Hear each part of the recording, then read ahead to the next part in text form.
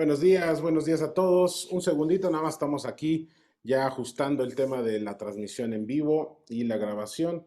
Em, entonces, si me permiten un segundito para afinar estos temas y nos arrancamos con la tercera sesión de este webinar que desarrollamos en conjunto con mi buen amigo, el doctor Eric Aguilar, precisamente para hablar de la importancia de lo que olvidamos en estos tiempos de pandemia. Recordamos siempre o tenemos en mente que tenemos que cuidarnos, que tenemos que no salir, que tenemos que quedarnos en casa, usar cubrebocas, pero a veces olvidamos que después de la pandemia vendrán más problemas. Y la pregunta es, ¿qué estamos haciendo para esos problemas, para poder evitar que cuando ya logremos salir de esta crisis, como dicen, nos golpee otra crisis de peor manera? Así que por esa razón generamos este taller de agua y futuro para democratizar el conocimiento y contarles a todos acerca de, como lo hemos visto en las primeras sesiones, acerca de las sequías, acerca de todo el proceso histórico de inundaciones que ha sufrido la Ciudad de México, las contaminaciones del agua. Y también la primera sesión se habló precisamente de cómo se fue consolidando, cómo se consolidaron las sociedades, las llamadas sociedades hídricas, o las sociedades que gracias a la influencia del agua, es decir, a la obra pública basada, o más bien con fines de satisfacer necesidades hídricas, se fueron consolidando casi en sistemas políticos, y eventualmente pues tenemos ya las sociedades como las conocemos al día de hoy. Entonces, sin más, vamos a comenzar con lo que es la huella hídrica. Denme un segundito porque ahora sí que tengo que estar en varias computadoras y varios monitores al mismo tiempo. Entonces, sí, voy a compartir pantalla. Ahí está. Y, y empezamos con la sesión del día de hoy. Perfecto, nada más me permiten un segundito para estar al tanto, precisamente para la gente que se va incorporando a la, mm, a la sala. Híjoles, me da la impresión. Bueno, vamos a esperar. Vale, perfecto, pues sean bienvenidos a la tercera sesión de esta cátedra, de este webinar de Agua y Futuro. Yo soy Roberto Carballo. Lo que he desarrollado durante los últimos años, ahora sí que de experiencia profesional y de experiencia docente, siempre es cómo incorporar y cómo poder hablar de discursos éticos en el día a día, es decir, no solamente en la academia, sino cómo lo podemos llevar hacia la responsabilidad social, hacia la empresa, hacia todo aquello que sabemos que debemos de tener en cuenta y sabemos que tenemos que integrar componentes o valores, aquello que es valioso para nosotros, para mejorar nuestra toma de decisión. Bueno, a lo largo de eso, a lo largo de los últimos 10 años, es donde he centrado todo digamos, mi vida, mi discurso profesional. Desde hace ya algunos años he trabajado con temas de agua. Sin embargo, solamente a partir de un componente más de investigación o más de promoción y difusión, más que en sí un tema de enseñanza y un tema de docencia.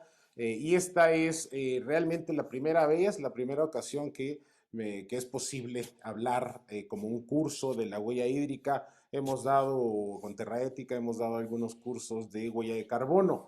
Y siempre en la huella de carbono, al final, hay un componente de agua. Y esto es importante no olvidarlo porque, bueno, como sabemos esa numeralia del agua, pues precisamente de una forma similar de cómo la sabemos de la huella de carbono. No quiere decir que sean sistemas similares, no quiere decir que si ya sé cómo hacer una huella de carbono, voy automáticamente a saber cómo hacer una huella hídrica.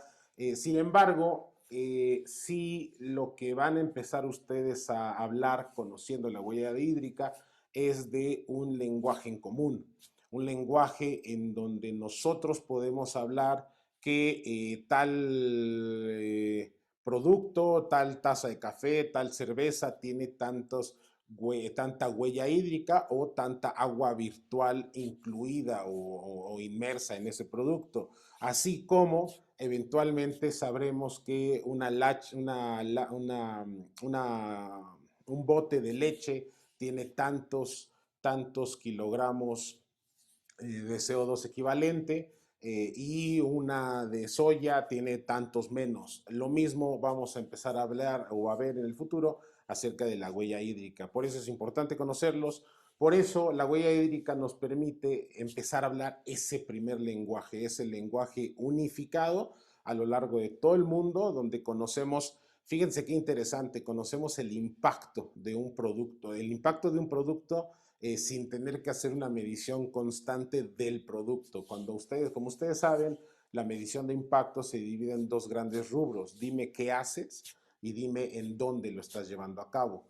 Si no me dices qué haces, no puedo medir el impacto o el alcance de tu intervención. Y si no me dices en dónde, no puedo conocer la línea base. Y por lo tanto, lo importante de la huella hídrica y la huella de carbono es que van de un lado, o sea, logran evitar un poquito este componente o esta situación de incertidumbre, porque tendríamos que medir en todo el país, en todo el universo, todo el mundo, todo el universo, todas las diferentes características y perfiles de los lugares y de las poblaciones donde en algún momento se nos ocurriría medir algo. Por lo tanto, es realmente muy difícil hacerlo. Hay metodologías, esta es una donde te dice, no, espérate, creo que podemos hablar de una huella, un numérico que se lo podemos atribuir a los diferentes productos. Esta es la importancia de la huella hídrica.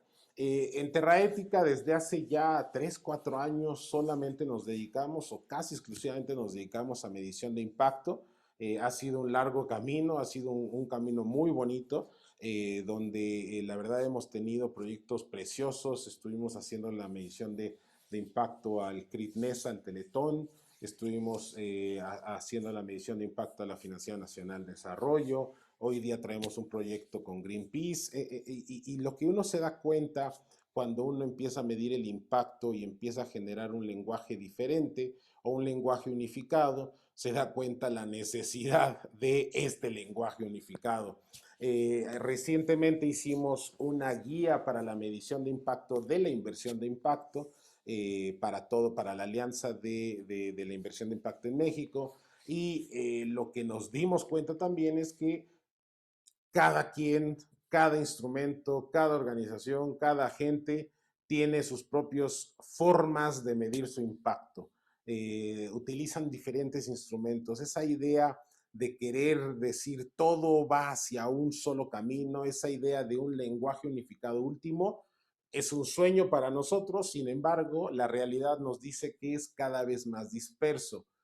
Lo importante de instrumentos como la huella hídrica, la huella de carbono, es que a lo largo de estos años todavía se mantienen, todavía podemos hablar de estos lenguajes o conceptos unificados, y esperamos que todavía sea por mucho tiempo, dado que todavía no ha llegado a su máximo potencial. Por lo tanto, eh, la huella hídrica es importante, la medición de impacto, la huella hídrica es parte de la medición de impacto que podríamos hacer para nuestros productos, si es que ustedes son emprendedores sociales o emprendedores, y es importante conocerla. Yo lo verán a lo largo de estas dos sesiones que tendré el gusto de estar con ustedes. Yo soy filósofo de profesión, tengo mi carrera de la Universidad de Australia, ahí en Sydney, hice filosofía. Luego la maestría la tengo en ética ambiental, bueno, en filosofía especializada en ética ambiental, ahí en la Universidad de Salamanca. Y el doctorado lo tengo de la Universidad de Valladolid, en Castilla y León, con la tesis se llamaba Sobre la sombra de la causalidad eficiente, sobre la sombra de la causalidad necesaria y la eficacia de la ciencia. Es una tesis que muy bonita, muy padre, pero nadie va a leer nunca porque está ahí guardada en un cajón o en una estantería de una biblioteca en Valladolid. Y por lo tanto, uno se da cuenta con estos casos que la academia y el mundo real a veces están separados. La huella hídrica es de tal importancia que es una muestra de cómo la academia se puede unificar con el mundo real. La huella hídrica tiene muchos años, tiene, no sé si es de, creo que del 2002, se crea ahí por un profesor, vamos a hablar de él, se crea en la universidad, me parece que de Twente, en Holanda. Y a lo largo de, que son ya casi 15 años, 18 años de su recorrido, pues todavía hay muchas dudas, no solamente de lo que significa la huella hídrica, sino, y no solamente de cómo se calcula, sino además, bueno, qué tan pertinente es, qué tan importante es. Y esto es lo que vamos a tratar de clarificar o hablar de ello durante esta sesión, esta hora y media que estamos, que estamos aquí. La próxima sesión, la sesión 4, hablaremos acerca de ya un par de principios éticos que tienen que ver con el consumo del agua, en específico el principio de la responsabilidad, el principio de precaución y posteriormente el principio de prudencia. El principio de precaución es un principio ético que va desde la ética y se incorpora a la legislación o la forma de legislación de la Unión Europea. Al día de hoy ya hay charlas, ya hay pláticas para que se incorpore en México también el principio de precaución. Lo mismo sucederá con el principio de prudencia. Poco a poco va llegando ese componente ético hasta la realidad. Es importante todo esto porque estamos hablando de lo que llamamos con el agua un bien común.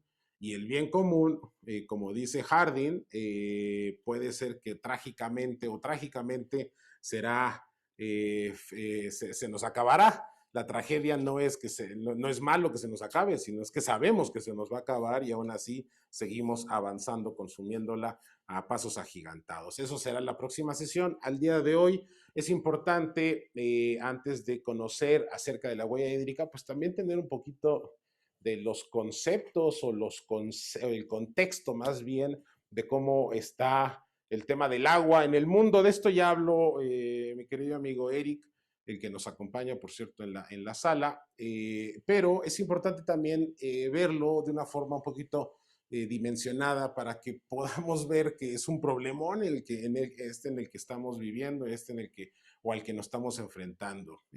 Sabemos cosas básicas, ahí tenemos datos muy concretos, sabemos mucho, sabemos casi todo lo que tenemos que saber del agua, acerca de cómo está el mundo. Sabemos que 97% del agua del mundo es salada, es decir, no, al día de hoy no es, en términos de consumo humano, no es factible utilizarla. Evidentemente hay procesos para desalarla, todavía son relativamente caros, todavía no se implementa el tema, la suficiente carga de energía renovable para que sea rentable el lograr utilizar el agua salada de los mares, pero sabemos ese dato, es decir, hay un montón de agua. Sin embargo, para la persona de a pie, pues todavía esa agua no es accesible. Sabemos que además que el 2% de toda esa agua que tenemos en el mundo está en forma de hielo o nieve. Es decir, en los polos o en forma que tampoco es accesible para nuestro consumo. Y nos queda el 1% del agua mundial que realmente sí puede estar utilizada para consumo humano. Hasta ahí vamos bien, nos empezamos a deprimir un poco, pero ya hablamos de esta dimensión de, oye, pues yo veo agua por todos lados, llueve a cada ratito, sí, pero realmente lo que estamos hablando es que de toda el agua que está, solamente el 1% podemos consumir. Ahora, ¿cuál es el consumo de el agua en el mundo? O sea, sabemos cuánto hay, pero ahora vamos a hablar de lo que estamos consumiendo. Y lo que estamos consumiendo, se habla, la UNESCO habla de que estamos utilizando 4,000 kilómetros cuadrados de agua al año. Es decir, ustedes saben que en términos de agua, pues la unidad es el metro cúbico, entonces un metro cúbico es un metro por un metro por un metro, y por lo mismo, pues un kilómetro, pues ya se imaginarán, un kilómetro por un kilómetro por un kilómetro, lo llenamos de agua y eso es es lo que consume en el mundo. Ahora, de esa agua, también tenemos que entender en cuenta eh, que yo creo que aquí hay un dato mal, perdónenme, es que estoy viendo que los datos no me cuadran, pero ahí es importante tener en cuenta que 6.400 kilómetros de agua, perdón, no, sí me cuadra, discúlpame, que de 6.400 kilómetros cuadrados, cúbicos, perdón, cúbicos, de el agua que vamos a utilizar, más bien, para la agricultura utilizamos 6.400 kilómetros cúbicos de agua pluvial, del agua que viene de la lluvia. Es importante conocer este dato porque después nos va a servir cuando hablemos de agua verde, agua azul y agua gris. Entonces, tenemos que considerar que la agricultura, y lo van a ver más adelante, es el gran consumidor de agua en este mundo. Todavía peor no es que sea solamente la agricultura, es todavía más fuerte cuando estamos hablando a la ganadería. No se trata que se le dé de beber a la vaquita, sino todo lo que producimos para producir carne. Y eso evidentemente está sobre la agricultura, pero tiene un fin muy característico. Ahora, de esta agua, o sea, del agua que tenemos, también sabemos cuánto se está evaporando en la evaporación. O sea, llega el agua y se evapora. Sabemos que se están evaporando 70.000 kilómetros cúbicos de agua. Ok, los datos, empezamos a armar como dicen los españoles, nuestro puzzle o nuestro tetris de conocimiento acerca del agua. Y también sabemos que del agua que tenemos disponible, más bien del agua, de lo que queremos utilizar, de las reservas que tenemos en el planeta, dos terceras partes se van hacia los cultivos. También ya sabemos eso. Es decir, sabemos que estamos consumiendo agua, lo estamos utilizando no solamente para limpiar el coche, no solamente para limpiar la casa, la estamos usando para comerla. También sabemos que el 0.3% del agua dulce del mundo se encuentra en lagos, ríos y pantanos. Es decir, fíjense la importancia que tiene, lo vimos la sesión pasada con los ríos y con el agua, la apropiación del espacio público al lado de nosotros en los ríos, y solamente representa el 0.3% del agua dulce. Entonces, ¿dónde está el resto del agua?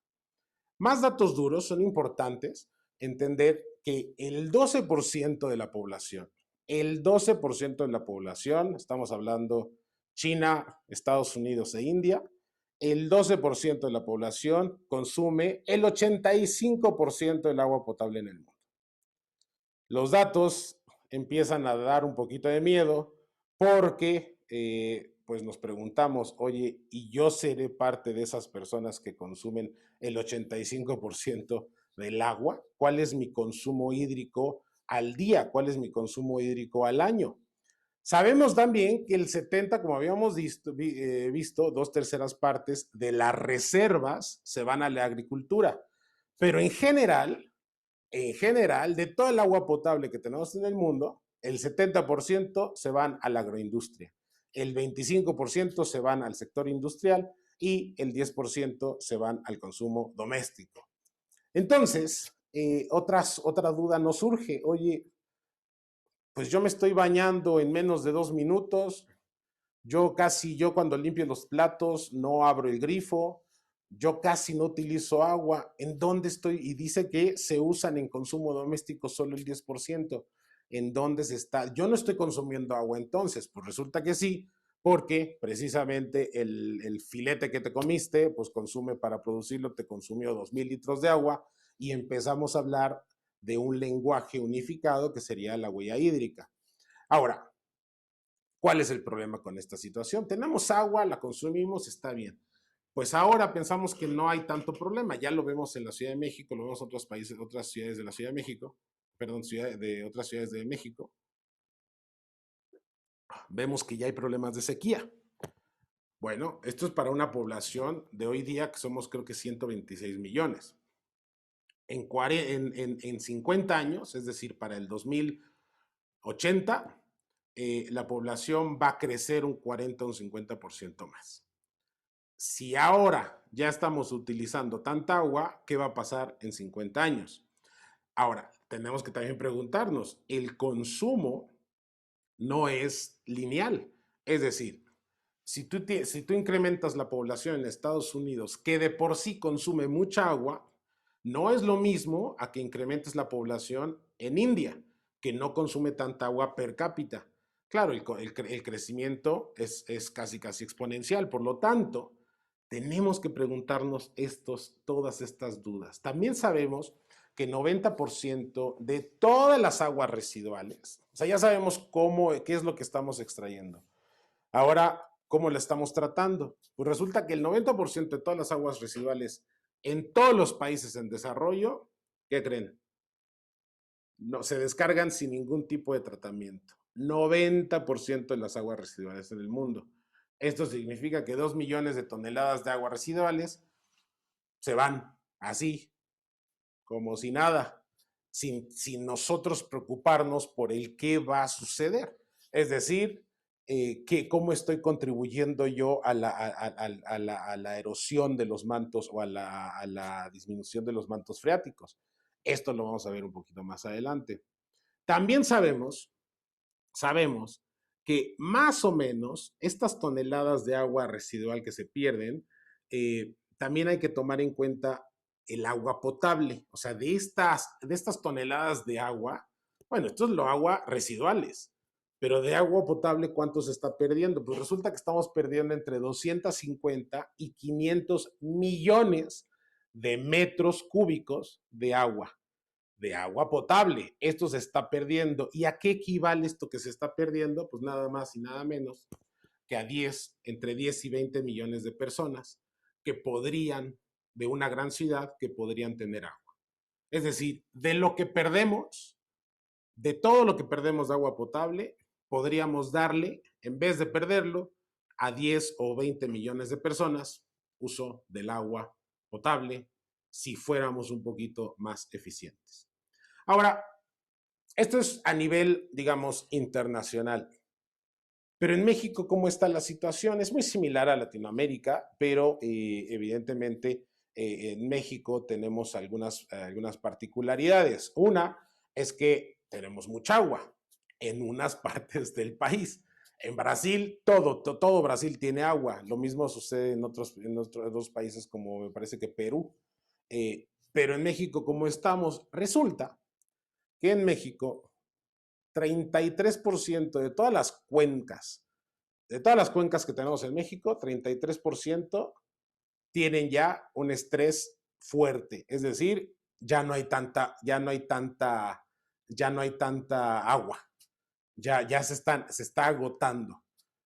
33% de todas las cuencas del país. Pero también sabemos que el 53% de la población, 53, es decir, más allá de 65 millones, habita dependiendo de estas cuencas, del 33% que están con una presión hídrica alta. ¿Qué significa? Que conforme más estresemos o más reduzcamos estas cuencas de agua, estas cuencas, pues la población, 60, 70 millones de personas van a sufrir más. Vean este mapita donde están, pues ahora sí que todos los mantos acuíferos ya en sobreexplotación. Nos da un poquito de miedo que pues cada vez vamos viendo que ese mapa se hace más rojo. Ahora,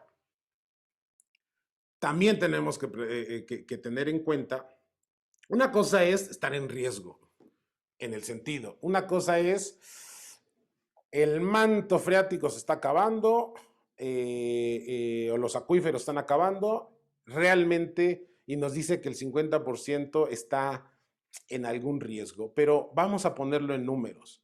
Vamos a ponerlo no solamente en lugares donde están los desiertos, vamos a ponerlo en las ciudades. En las ciudades, directamente, 46 millones de personas, 46 millones de personas al día de hoy están en riesgo de tener escasez de agua. 46 millones de personas es el tamaño, es casi un poquito menos que la población completa de España. Bueno, pues España han de ser 60 millones, pero es la mitad de toda Alemania también.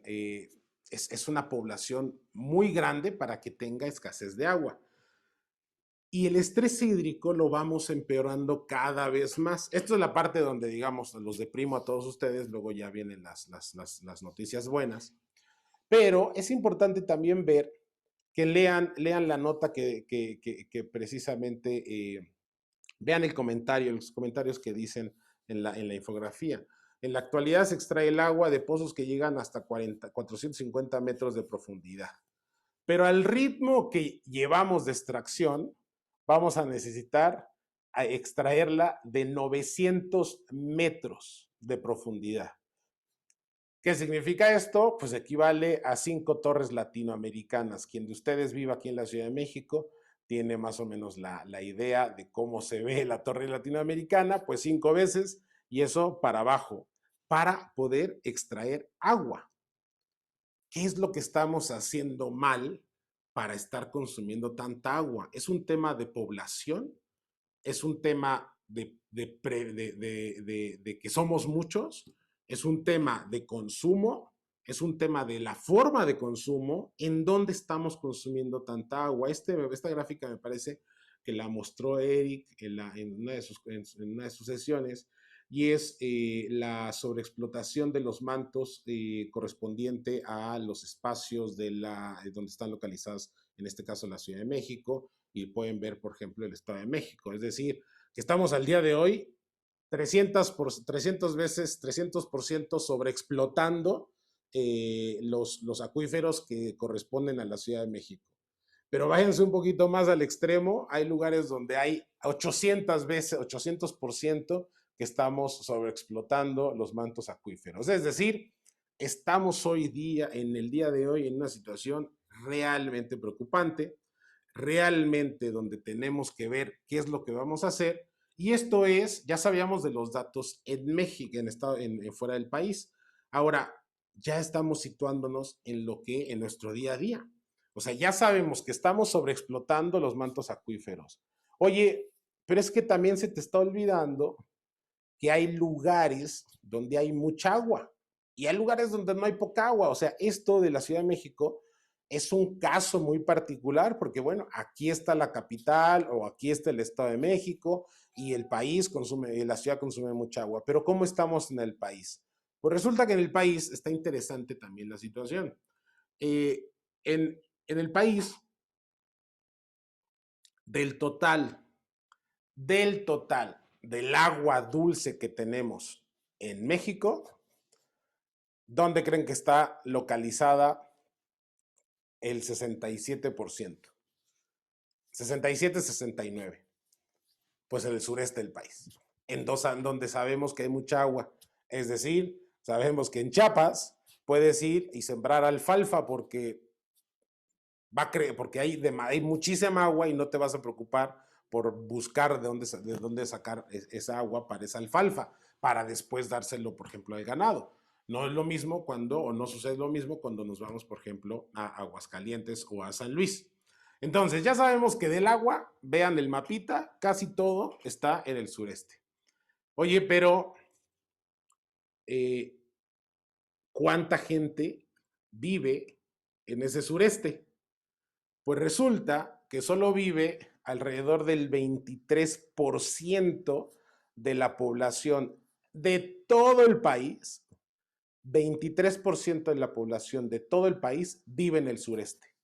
Es decir, el resto, el 73-77% de toda la población de México está utilizando el 31% del agua renovable en México. Empezamos a hacer las cuentas y decimos, con razón tenemos tantos problemas de sequía en estos lugares.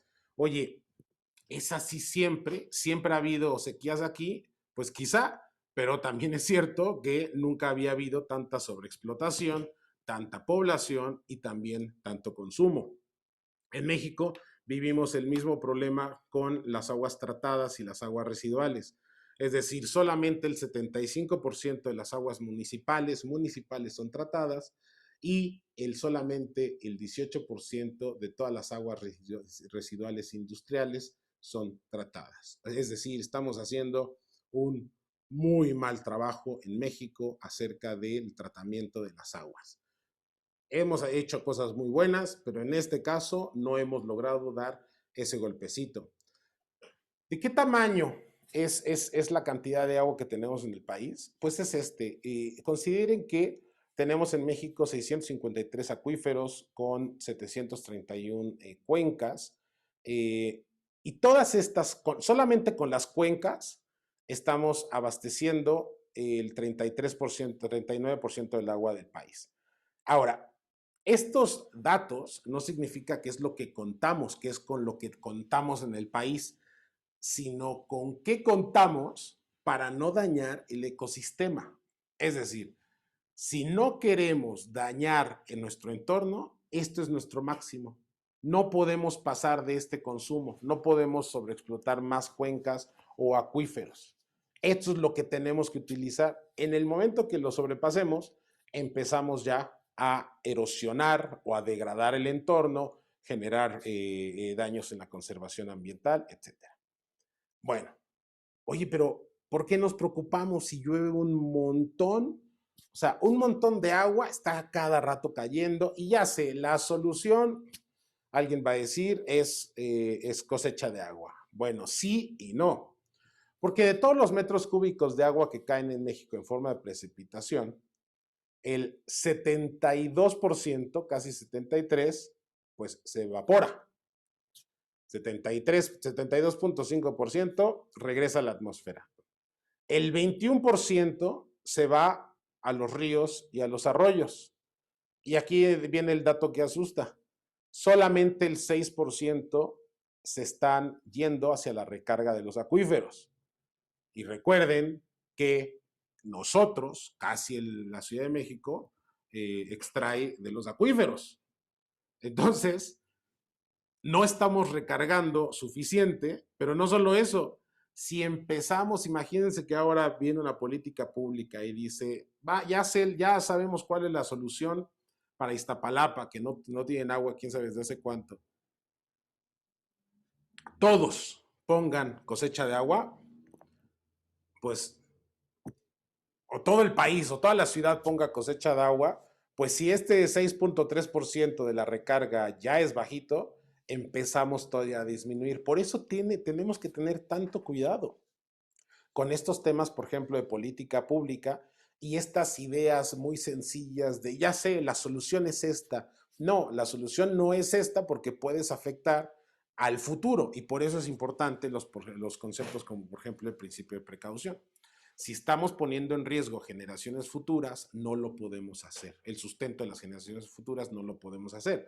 Sabemos qué tanto estamos afectando la recarga de los acuíferos si todos hacemos cosecha de agua, seguramente no tenemos ese dato. Por lo tanto, es preocupante estimularlo y decir, esta es la única solución que tenemos. Oye, entonces, ¿qué hacemos? O sea, ¿qué podemos hacer para poder contrarrestar esta situación? Pues resulta que otra vez, no, es que el problema es la industria que utiliza un montón de agua para enfriar sus máquinas. El problema es todo el sistema que utiliza para lavar ciertas maquinarias. Pues véanlo frente de ustedes, 5% del agua se va a la industria, 5% del agua. 5% está utilizándose en termoeléctricas, 14% es el abastecimiento público y otra vez, ¿dónde se va la mayor cantidad del agua? A la agricultura. Pero otra vez quiero ser muy enfático en esto, no es a la agricultura. Mucha o gran parte de esta agricultura es para mantener la cantidad de animales que tenemos para luego tirar la carne a la basura. ¿Qué es lo que tenemos que tomar en cuenta cuando estamos hablando de huella hídrica y estamos hablando de ya los siguientes conceptos como la huella ecológica?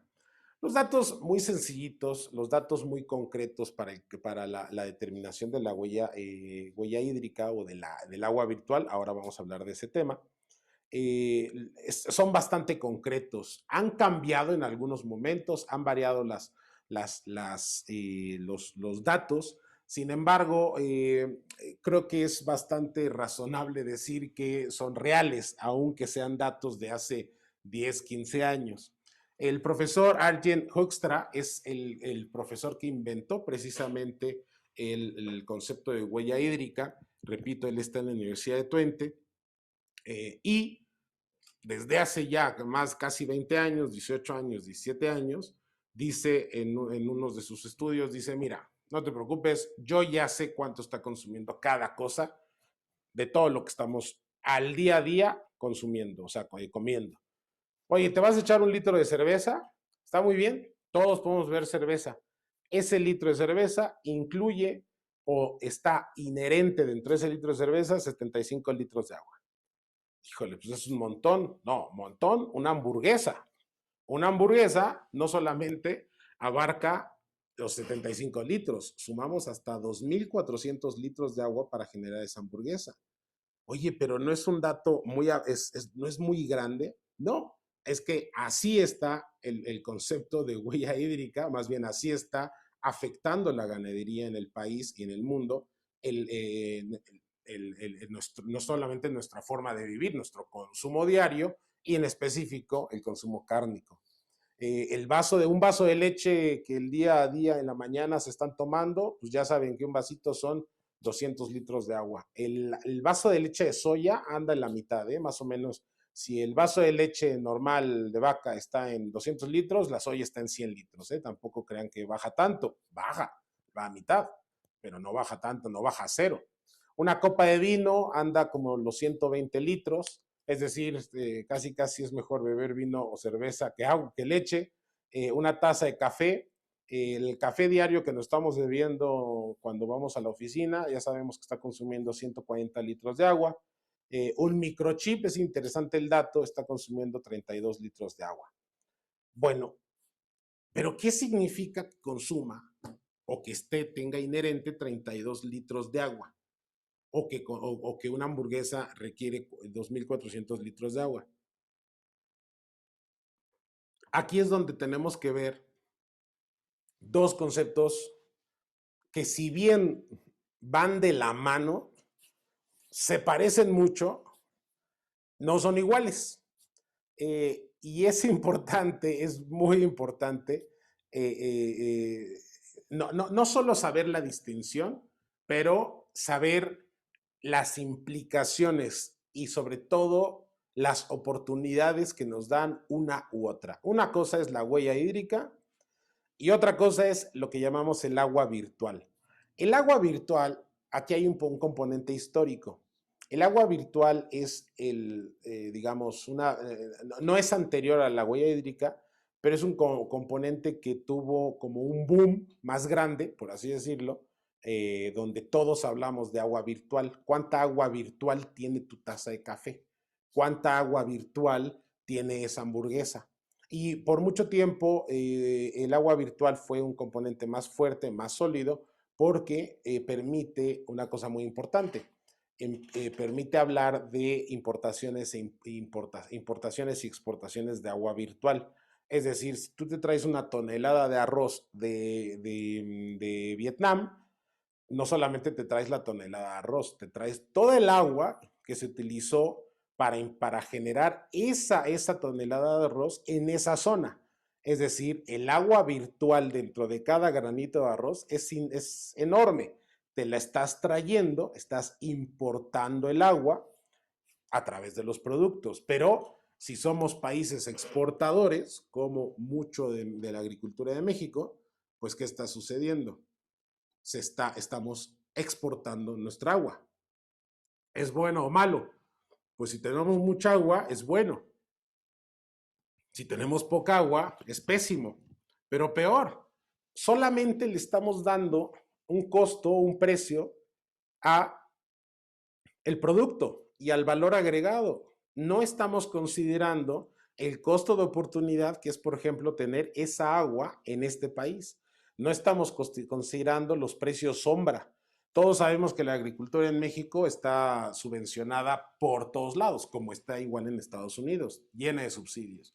Pero cuando ustedes empiezan a hablar con agricultores, lo que se dan cuenta es que la agricultura está no solamente subsidiada en términos de apoyos, también el tema del agua está subsidiadísimo.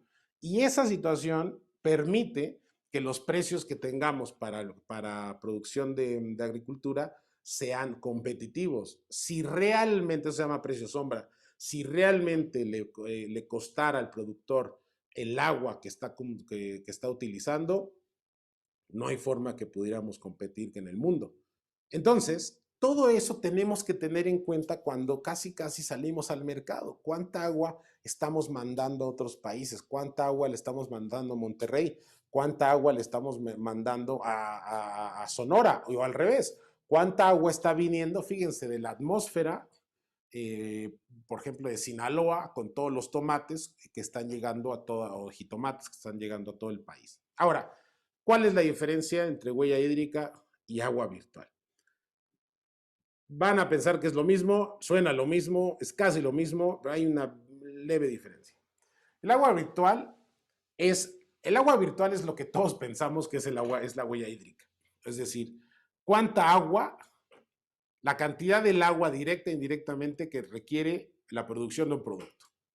Eso es el concepto original de agua virtual. El concepto original de huella hídrica es el indicador del agua que se utiliza para producir comida en procesos industriales y generación de energía, además sumando lo que se va a ensuciar y lo que se está contaminando. ¿Suena igual? Pues suena igual, pero van a ver los pequeños detallitos. La huella hídrica mide en específico la cantidad de agua utilizada para poder producir cada uno de los bienes y servicios que estamos utilizando. Se puede medir para un proceso, pero, o por ejemplo, como es el arroz, pero también se puede medir para productos y empresas y personas, es decir, consumo de mi uso diario. También la huella hídrica puede decirnos cuánta agua se está consumiendo, por lo tanto, en un país o un particular, o globalmente en una cuenca hidrográfica específica o de un acuífero. Y esta es una de las grandes diferencias entre huella hídrica y agua virtual. Quizá cuando tenemos 2 tazas de café, podemos decir la huella hídrica y el agua virtual pueden ser similares de la misma taza de café. Entonces ahí parece que la confusión es grande, pero cuando decimos cuál es mi agua virtual de mi persona, o sea, de mí, Roberto, ya no es lo mismo que mi huella de carbono, porque mi huella de hídrica involucra lo que yo estoy consumiendo, lo que yo estoy utilizando. Y el agua virtual de mi persona es literalmente cuánta agua se necesitó para mí generarme, para que yo hoy día tenga 39 años y esté enfrente de ustedes. Ahí es donde vemos una de las diferencias entre agua virtual y huella hídrica. Dado que los alimentos y otros productos se comercializan internacionalmente, y aquí viene la segunda parte del agua virtual, la diferencia, su huella hídrica, la de los productos, se sigue en forma de agua virtual. Esto nos permite vincular la huella hídrica de la producción con la huella hídrica del consumo, donde quiera que ocurran. Los flujos del agua virtual nos ayudan a ver cómo se utilizan los recursos hídricos en un país para apoyar el consumo de otro país. ¿Qué significa esto? Que el agua virtual nos permite hablar de lo que llamamos el mercado de agua virtual o la comercialización, el comercio de agua. Es el primer momento, gracias al agua virtual, que podemos hablar de una unidad donde decimos, te mando 5 toneladas o 1 kilómetro cúbico de agua, pero del otro lado estoy recibiendo, no sé, 100 metros cúbicos de agua. Claro, es el agua virtual que está inherente en ese producto. Cuando hablamos de huella hídrica, lo que nos permite es, oye, ¿cuál es mi huella hídrica como país? Abarco toda mi producción y entonces sobre esa puedo hablar de aguas virtuales. Es muy delgadita la línea, quizás a muchos de ustedes les queda muy clara la distinción. Yo creo que la distinción más fácil para que quede muy claro es considerar otra vez el ejemplo de mi persona. Yo soy una persona, mi agua virtual es todo el agua que necesité para llegar aquí. Es decir, que utilicé, que consumí, sin esa agua no podría ser yo.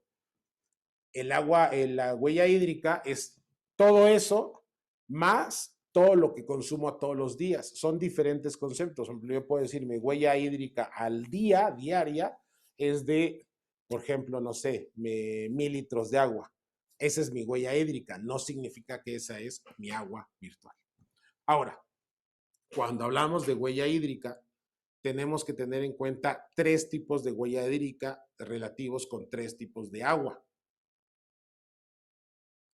Porque no es lo mismo consumir agua de lluvia que agua de manto freático o de acuíferos.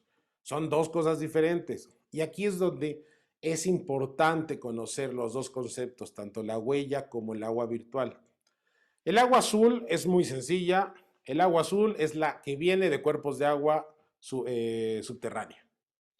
Es decir, o mantos freáticos o acuíferos, todo lo que extraemos ya filtrado, ahora sí que por toda la sedimentación, ya filtrado, súper limpio, es todo lo que tenemos que abrir un pozo para llegar a esa es agua azul o huella azul. En el caso de la huella verde, es todo lo que sea lluvia. Si viene de lluvia, eso le estamos considerando huella verde o agua verde. Y la huella gris, es interesante el concepto, es toda el agua que necesitamos para poder diluir todos los contaminantes que estamos vertiendo al río para que el agua esté en niveles aceptables. Entonces, tenemos 3 elementos muy importantes que juegan entre sí, porque acuérdense que habíamos visto que el 6% del agua que se precipita, o bueno, con la que llueve, es la que se está filtrando a los acuíferos. Eso ya lo sabemos, 6%. Pero ¿cuánto tendríamos que tener en cuenta del agua que utilizamos literalmente para, por ejemplo, lavarnos las manos? Esa agua, ¿dónde va? Pues entonces esa agua, por ejemplo, en este caso, a menos que nuestras manos sean muy sucias, tendría que ir en huella gris. Oye, pero esa agua va a ir a ser tratada. Bueno, ya sabemos que no toda, sabemos que solamente el 30%. Bueno, pues de ese 30% que va a ser tratada, en algunos lugares hay una mezcla entre la tratada y se le mezcla con la precipitación y se vuelve a mandar a los mantos freáticos. Bueno, tenemos que tener en cuenta estos 3 elementos para conocerlo. Nosotros estuvimos en un proyecto donde lo que se estaba haciendo es que había dos medidas de prevención y de compensación o de mitigación, o sea, era un compendio de mitigación, prevención y compensación para el consumo hídrico este caso en la alcaldía de Tláhuac.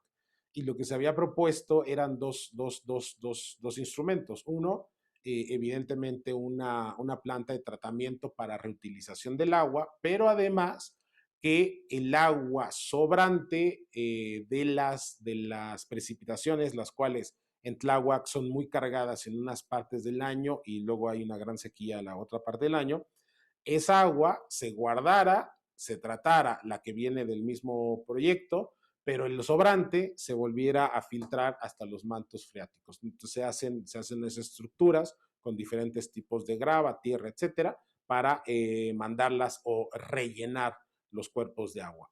Es decir, es posible hacerlo, es posible generarlo, pero tenemos que tener en cuenta exactamente cuando estamos calculando estos tipos de agua, de dónde vienen.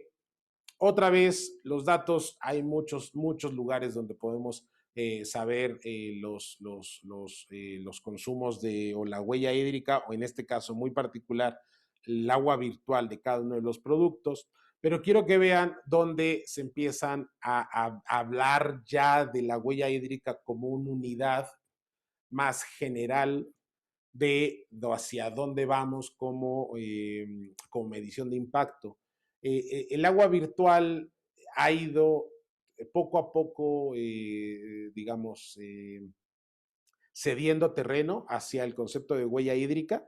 Al día de hoy es mucho más fácil conocer de huella hídrica, lo cual involucra lo que estamos consumiendo de agua virtual, como si fuera como si fuera agua virtual, es decir, poco a poco el concepto empieza a ganar terreno. Sin embargo, ustedes ya saben al día de hoy cuál es la diferencia. Ahora, regresamos. ¿Se acuerdan que habíamos dicho que el 70 o 75% de todo el agua la estamos utilizando para la agricultura? Fantástico.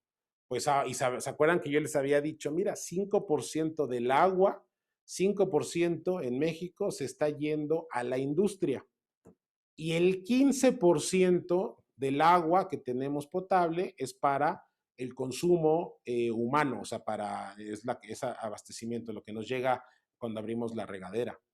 Pero cuando le cargamos o incorporamos diferentes elementos, por ejemplo, huella hídrica, los datos son diferentes. Y aquí déjenme explicarles una historia muy rápida. Ustedes, por ejemplo, si ustedes van a plantar arbolitos, entonces compran, por ejemplo, 1000 plántulas de algún árbol, y los compran chiquitos y los van y los siembran.